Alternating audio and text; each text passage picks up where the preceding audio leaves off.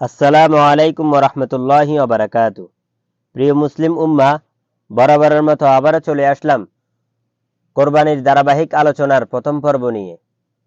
আজকে আমরা আলোচনা করব কোরবানির পরিচয়, কোরবানির গুরুত্ব ও ফজিলত, কোরবানির ইতিহাস ও প্রচলন, শরীয়তের কোরবানির বিধান এবং কোরবানির নেসাব ও তার মেয়াদ। ধৈর্য সহ পুরো ভিডিও কন্টিনিউ করুন। ইনশাআল্লাহ তাআলা সম্পূর্ণ বিষয় সুন্দরভাবে তুলে ধরার চেষ্টা করব। চলুন মূল ভিডিওতে চলে যাই। প্রথমে আলোচনা করব কোরবানির পরিচয় সম্পর্কে। ধন সম্পদের মোহ ও মনের পাশবিকতা দূরীকরণের মহান শিক্ষা নিয়ে প্রতি বছর আসে পবিত্র কোরবানি। ইসলাম ধর্মে কোরবানির দিনকে ঈদুল আজহাও বলা হয়। কোরবানি শব্দটি কুরবুন মূল ধাতু থেকে এসেছে। অর্থ হল নৈকট্য লাভ করা, সান্নিধ্য অর্জন করা, প্রিয় বস্তুকে আল্লাহর সন্তুষ্টির জন্য উৎসর্গ করা।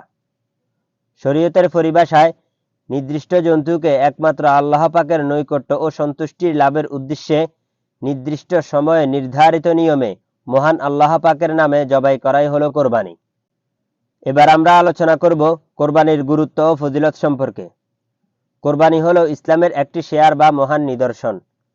কোরআন মাজিদে আল্লাহ তাআলা নির্দেশ দিয়েছেন, তোমার প্রতিপালকের উদ্দেশ্যে সালাত আদায় করো ও পশু কোরবানি করো। সূরা কাউসার আয়াত নং 2। হযরত আবু হুরায়রা রাদিয়াল্লাহু তাআলা আনহু থেকে বর্ণিত, রাসূল সাল্লাল্লাহু আলাইহি ওয়াসাল্লাম বলেছেন, যে ব্যক্তি সামর্থ্য থাকা সত্ত্বেও কোরবানি করে না, সে যেন আমাদের ঈদগাহের কাছে না আসে। ইবনে মাজাহ হাদিস নং 3123। যারা কোরবানি পরিত্যাগ করে তাদের প্রতি এই হাদিস একটি সতর্কবাণী। কোরবানির রক্ত প্রবাহিত করার মাধ্যমে আল্লাহ রাব্বুল আলামিনের নৈকট্য অর্জিত হয়। আল্লাহ তাআলা বলেন, আল্লাহর কাছে পৌঁছায় না উহার গোশত এবং রক্ত, বরং পৌঁছায় তোমাদের তাকওয়া। সূরা হজ আয়াত নং 37। কোরবানিতে গরিব মানুষের অনেক উপকার হয়। যারা বছরে একবারও গোশত খেতে পারে না, তারাও গোশত খাবার সুযোগ পায়। কোরবানির চামড়ার টাকা গরিবের মাঝে বন্টন করার মাধ্যমে তাদের অভাব ও দুঃখ মোচন হয়।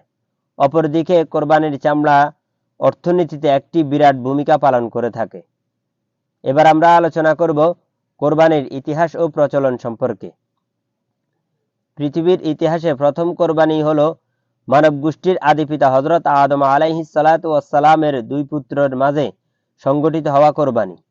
এখান থেকেই কোরবানির প্রথম প্রচলন শুরু হয়।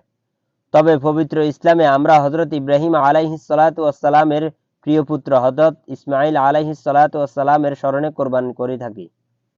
এ প্রসঙ্গে ইবনে মাজাহ শরীফে এসেছে, হযরত যায়েদ ইবনে আরকাম রাদিয়াল্লাহু তাআলা আনহু থেকে বর্ণিত, কতিপয় সাহাবী প্রশ্ন করলেন, হে আল্লাহর রাসূল সাল্লাল্লাহু আলাইহি ওয়াসাল্লাম, কোরবানি কি?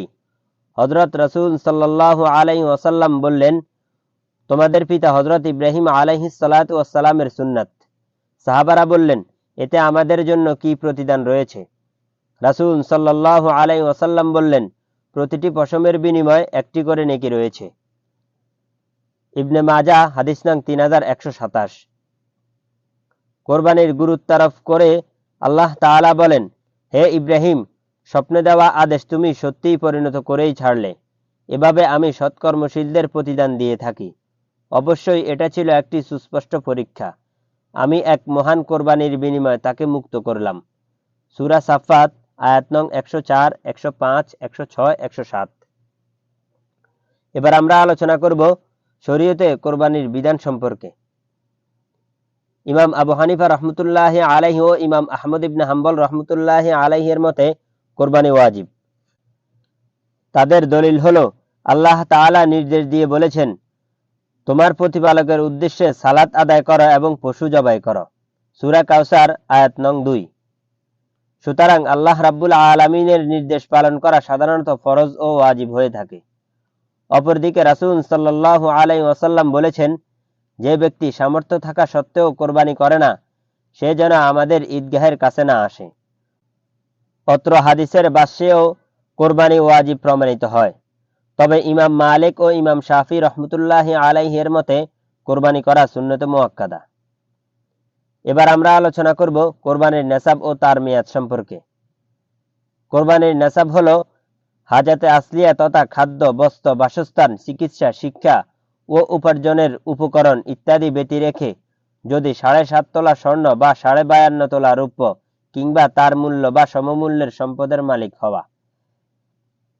প্রকাশ থাকে যে জাকাতের নেসাব যা কোরবানির নেসাবও তা, তবে কোরবানির নেসাবের ক্ষেত্রে একটু অতিরিক্ত বিষয় রয়েছে। তা হলো অত্যাবশ্যকীয় আসবাবপত্র ব্যতীত অন্যান্য অতিরিক্ত আসবাবপত্র, শৌখিন মালপত্র, খোরাকি বাদে অতিরিক্ত জায়গা জমি, খালিঘর বা ভাড়াঘর যার ভাড়ার উপর জীবিকা নির্ভরশীল নয়, এসব কিছুর মূল্য কোরবানির নেসাবের মধ্যে অন্তর্ভুক্ত হবে। ফতুয়ায়ে হিন্দিয়া। জাকাত ও কোরবানির নেসাবের সময়সীমা নিয়ে পার্থক্য রয়েছে, আর তা হলো জাকাতের নেসাব পূর্ণ 1 বছর ঘুরে আসা শর্ত, কিন্তু কোরবানির নেসাব পূর্ণ 1 বছর ঘুরে আসা শর্ত নয়। কেবল জিলহজ মাসের 10, 11, 12 এই 3 দিনের যে কোনো একদিন নেসাব পরিমাণ সম্পদের মালিক হলেই কোরবানি ওয়াজিব হবে। ফতুয়ায়ে শামি। কোরবানি সম্পর্কে কারো কোনো প্রশ্ন থাকলে কমেন্ট বক্সে করতে পারেন, ইনশাআল্লাহ সঠিক উত্তর পেয়ে যাবেন। আসসালামু আলাইকুম ওয়া রাহমাতুল্লাহি ওয়া বারাকাতুহু।